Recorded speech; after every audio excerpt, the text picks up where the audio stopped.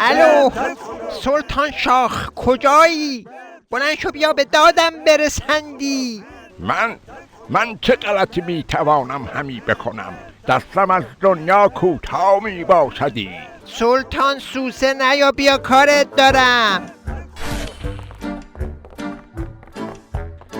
ای جانم، حالا که اهالی دارن چپاقمان را چاق میکنندی، تنها رفیق شفیق ما همین سلطان شاه است.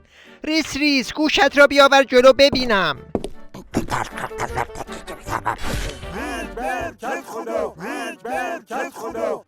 سلطان شاه روح چاق، سلطان شاه روح چاق، سلطان شاه.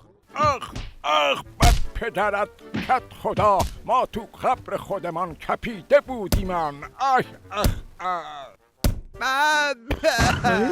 سلطان شاه کت خدا، دیگه تموم ماجرا. سلطان شاه هر کی گفت جسد تو خودتو بنداز وسط.